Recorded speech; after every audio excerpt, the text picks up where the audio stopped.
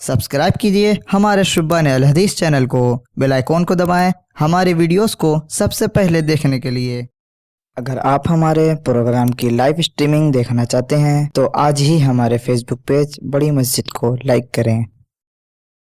इन्नल हम्दुलिल्लाहि नहमदुहु व नस्तईनुहु व नस्तगफिरुहु व नऊज़ु बिल्लाहि मिन शुरूरि अनफुसिना व मिन सय्यिआति अअमालिना मन यहदिहिल्लाहु फला मुदिल्ल लहु व मन युद्लिल फला हादिय लहु व अशहदु अन ला इलाहा इल्लल्लाहु वहदहु ला शरीका लहु व अशहदु अन्ना मुहम्मदन अब्दुहु व रसूलुहु अम्मा बअद फ़अऊज़ु बिल्लाहि मिनश शैतानिर रजीम बिस्मिल्लाहिर रहमानिर रहीम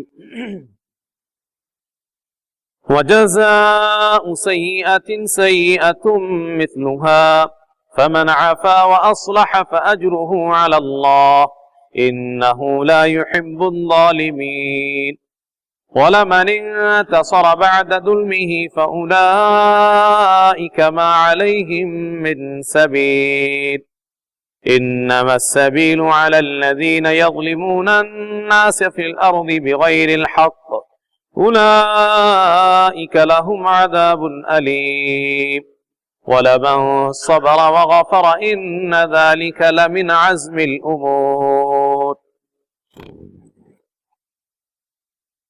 मुअज़्ज़ज़ हाज़रीन व सामीन, हर किस्म की हम्द सना, तारीफ़ व तौसीफ़, बुज़ुर्गी व बड़ाई और इबादत व बंदगी लायक और मुनासिब है अल्लाह रब्बुल आलमीन के लिए, जो हम सब का खालिक, मालिक और राज़िक है और रब्बुल आलमीन है। और दरूद व सलाम नाजिल हो तमाम नबियों और रसूलों पर, ख़ास तौर पर आखिरी रसूल जनाब मोहम्मद सल्लल्लाहु अलैहि वसल्लम पर बेशबहा दरूद व सलाम नाजिल हो। अल्लाहुम्मा सल्लि अलैहि व बारिक वसल्लिम।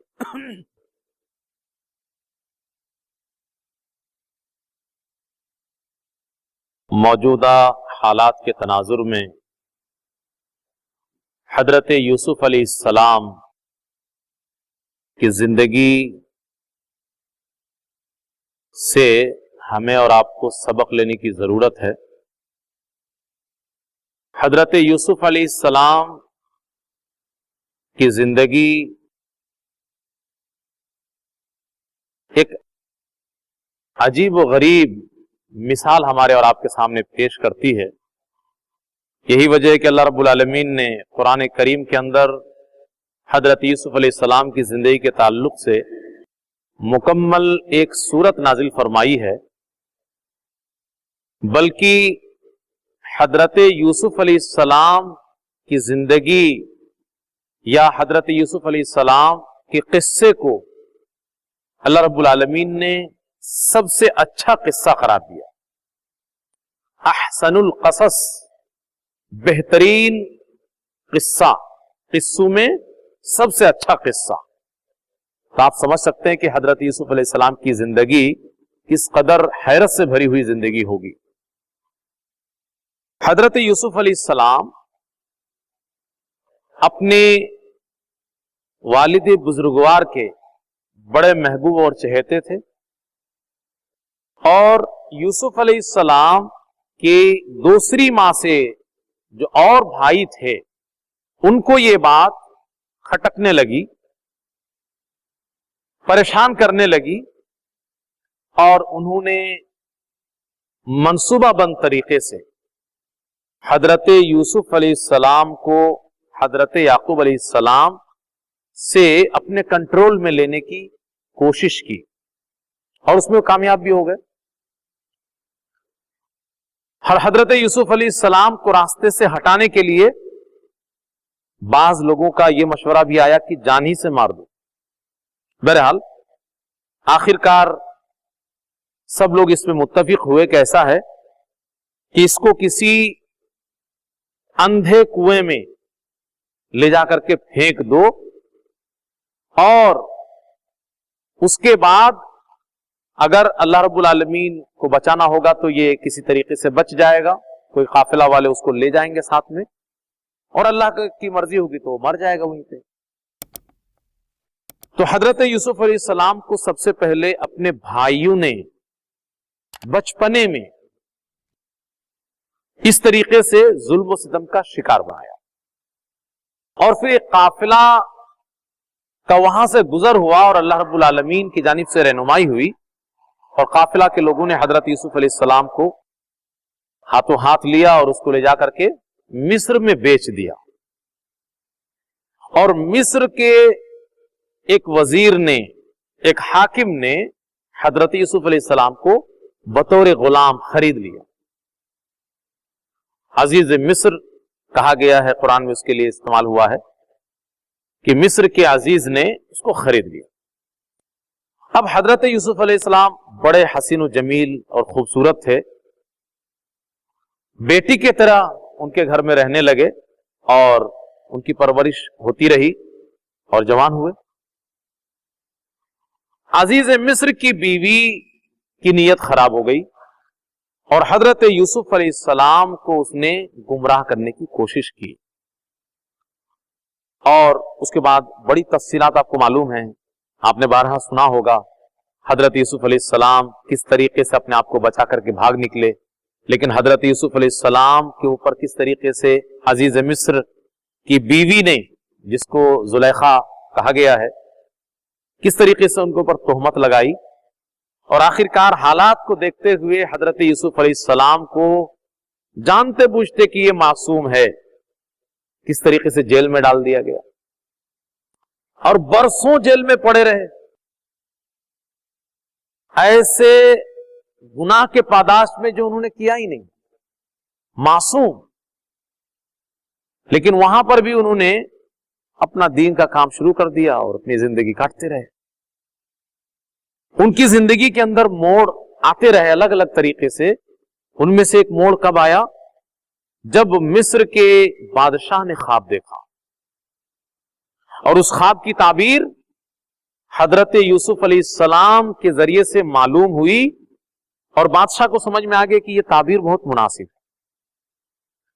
اس تعبیر کے اندر حضرت یوسف علیہ السلام نے قحط سالی کی نشاندہی فرمائی, قحط سالی کی نشاندہی فرمائی کہ 7 سال تک تو خوب ہریالی رہے گی اور سارے اناج اور غلے پیدا ہوتے رہیں گے, سب اچھا چلے گا, لیکن 7 سال کے بعد قحط سالی آنے والی ہے. 7 سال, پھر 7 سال تک قحط سالی رہے گی, کچھ اگے گا نہیں, زمین میں اناج و غلہ سے سب محروم رہو گے.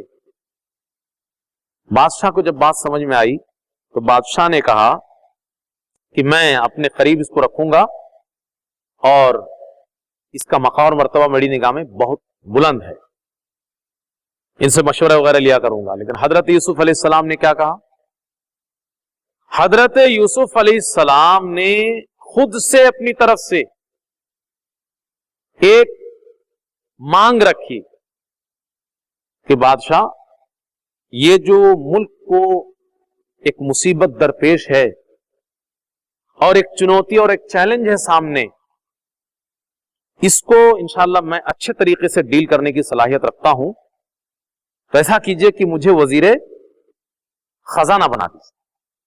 قال اجعلنی علی خزائن الارض, مجھے زمین کے خزانے کا وزیر بنا دیجئے, اس پہ مامور کر دیجئے.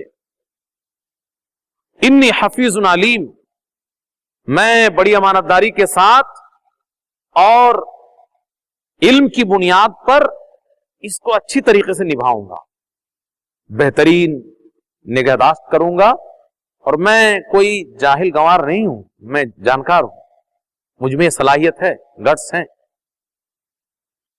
حضرت یوسف علیہ السلام, ابھی آگے تھوڑا سا اور دیکھیے اس کو, اس کے بعد ہم آج کے حالات پہ اس پہ تبصرہ کریں گے کہ حضرت یوسف علیہ السلام نے اپنی طرف سے ایک مانگ رکھی اور بادشاہ کو بھی سمجھ میں آیا کہ جس آدمی نے اتنے خطرناک چنوتی کو ہمارے سامنے کھول کے رکھا ہے, اس سے بہتر اس کو کون سنبھال پائے گا.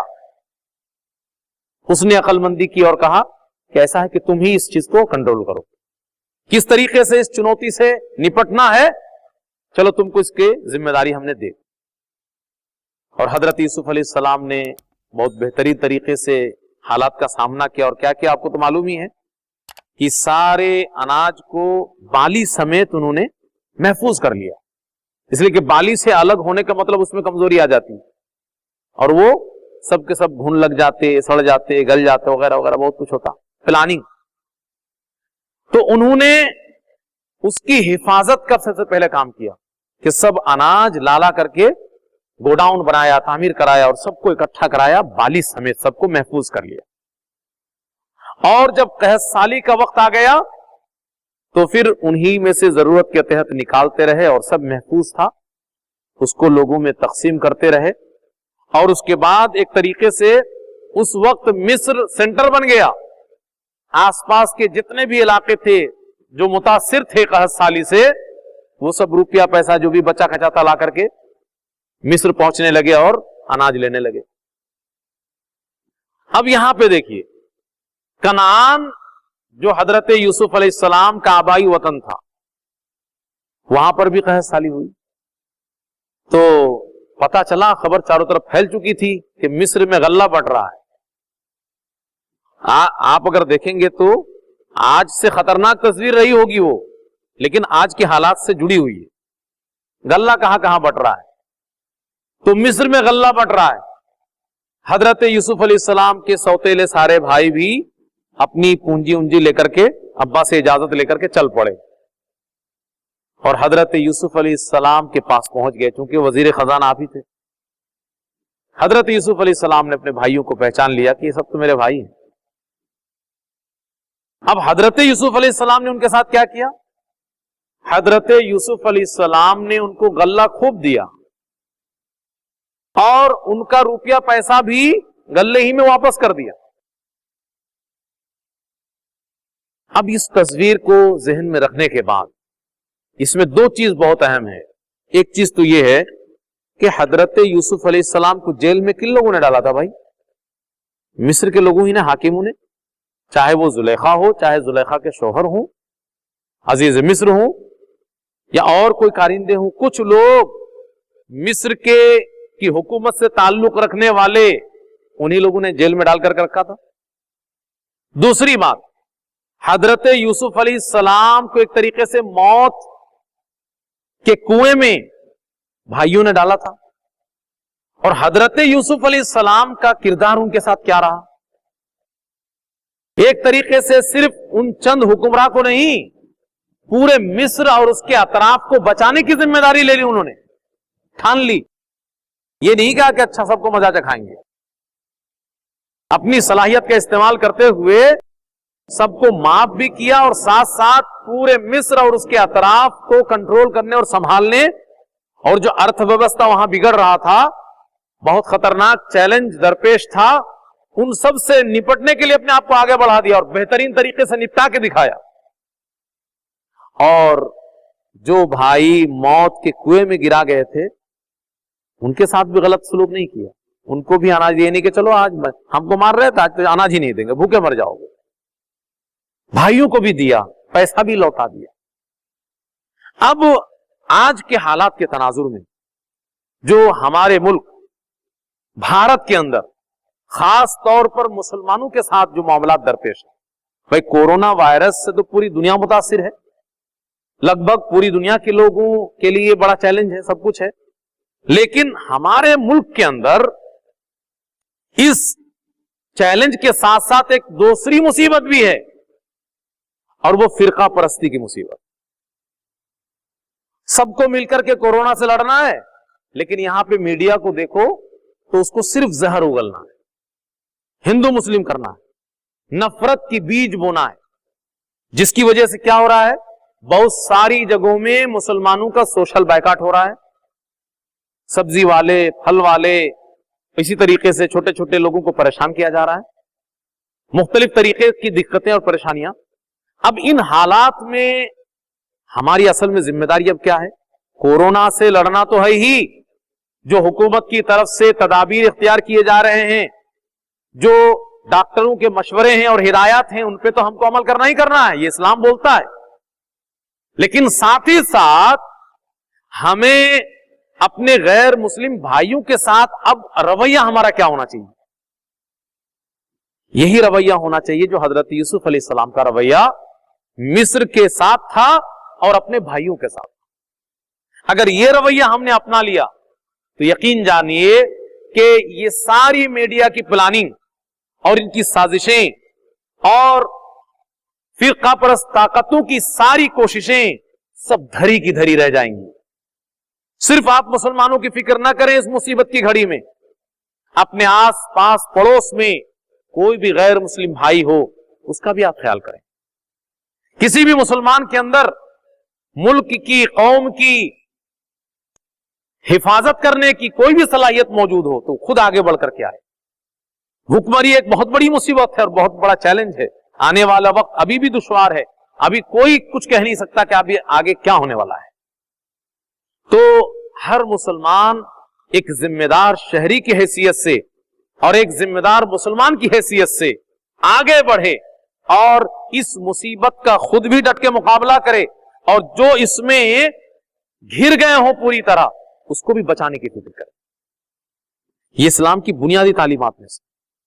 قرآن میں اللہ رب العالمین نے کہا وَجَزَاءُ سَيِّئَةٍ سَيِّئَةٌ مِثْلُهَا کہ اگر کوئی آپ کے ساتھ برا کرتا ہے، آپ اگر طاقت رکھتے ہیں اور بدلہ لینا چاہتے ہیں تو اتنی سزا اس کو دے سکتے ہیں. لیکن اگر آپ چھوڑ دیں، معاف کر دیں، فمن عفا واصلح، اور اس کی اصلاح کریں اور کہہ دیں کہ آپ نے جو کیا غلط ہے لیکن آپ بدلہ نہ لیں، معاف کر دیں، تو اللہ کے یہاں آپ کا اجر رکھا جائے گا. اللہ ظالموں کو پسند نہیں کرتا. اور اگر آپ بدلہ لے بھی لیں تب بھی آپ کے اوپر کوئی گناہ نہیں ہے. اسلام میں قصاص بھی تو ہے، اس لیے کہا کہ بدلہ بھی لے سکتے ہیں لیکن معاف کرنا یہ زیادہ مناسب ہے. اس میں سامنے والے کو ہرنا پڑے گا جب آپ معاف کرنے لگیں گے. اور کوئی کرے اور آپ کسی کو ستائیں، اسلام میں تو یہ ہے ہی نہیں کہ کسی بھی غیر مسلم بھائی نے کہیں بھی کچھ بھی کیا ہو تو ہم اپنے محلے کے کسی بھائی کے ساتھ غلط سلوک کریں. نہیں، یہ تو ناانصافی ہے، ظلم. اور جو لوگ صبر کر لیں اور بخش دیں، اللہ نے کہا کہ یہ بہت بڑے جگرے کا کام ہے. اور نبی کریم صلی اللہ علیہ وسلم کی یہ بہترین صفت اللہ رب العالمین نے قرآن میں اس کو تعریف کے ساتھ ذکر کرتے ہوئے کہا فَبِمَا رَحْمَةٍ مِّنَ اللَّهِ لِنْتَ لَهُمْ کہ اللہ کے رسول صلی اللہ علیہ وسلم، اللہ کی رحمت ہے آپ کے اوپر کہ آپ لوگوں کے لیے بڑے نرم ہیں اور اسی وجہ سے آپ کے پاس بھیڑ جمع ہو رہی ہے. وَلَوْ كُنْتَ فَظًّا غَلِيظَ الْقَلْبِ اگر آپ بد زبان ہوتے، سخت دل ہوتے، لَنْفَضُّوا مِنْ حَوْلِكَ سب بھاگ جاتے، آپ کے پاس کوئی نہیں جمتا. فَاعْفُ عَنْهُمْ لہذا معاف کر دیا کریے. وَاسْتَغْفِرْ لَهُمْ اور ان کے لیے بخشش طلب کیا کریے. وَشَاوِرْهُمْ فِي الْأَمْرِ اور یہ جو مسلمانوں کی ٹیم آپ کے ساتھ ہیں ان سے مشورہ کر لیا کریے. تو نرمی اسلام اس کی تلقین کرتا ہے. ہاں، جو بہت بڑے ظالم ہیں جو ان کے ساتھ تو ہمیں لڑائی لڑنی چاہیے قانونی طور پر. جو لوگ بھی اس طرح کے ہیں جو ظلم ڈھا رہے ہیں، ہم ٹارگٹ بنا کر قانونی لڑائی ان کے خلاف لڑیں، یہ بھی اسلام کی تعلیم. لیکن عام طور پر غیر مسلموں کے ساتھ ہمارا رویہ انتقام والا نہ ہو بلکہ نرمی والا، محبت والا، مودت والا، شفقت والا ہو، جو کہ حضرت یوسف علیہ السلام کی زندگی کے ان حصوں سے ہمیں سمجھ میں آتا ہے. ان حالات کے تناظر میں مسلمانوں کو حضرت یوسف علیہ السلام کے اس کردار کو ذہن و دماغ میں بٹھا لینا چاہیے اور خود حفاظتی تدابیر اختیار کرنے کے ساتھ ساتھ اپنی صلاحیت کا بھرپور استعمال کرنا چاہیے اور اپنے وطن عزیز اور قوم اور ملت اور عام لوگوں کے لیے جو بھی آپ کر سکتے ہیں کر گزرنا چاہیے. یہ بہت بہترین موقع ہے مسلمانوں کے لیے اور بہترین لمحہ ہے، اس سے فائدہ اٹھانا چاہیے. اللہ رب العالمین سے دعا ہے کہ اللہ رب العالمین ہم تمام لوگوں کو اس مشکل گھڑی میں صبر کرنے کی توفیق عطا فرمائے. اللہ رب العالمین اس مصیبت سے لڑنے کی ہمارے اندر ہمت اور قوت عطا فرمائے. اللہ رب العالمین اپنی حفاظتی تدبیر اختیار کرنے کے ساتھ ساتھ دوسرے لوگوں کی بھی ہمیں ہر ممکن مدد کرنے کی اور مصیبت میں پھنسے ہوئے لوگوں کو مصیبت سے نکالنے کی بھرپور کوشش کرنے کی اللہ ہمیں توفیق عنایت فرمائے. هو الذي جعل لكم الأرض ذلولا فامشوا في مناكبها وكلوا من رزقه وإليه النشور.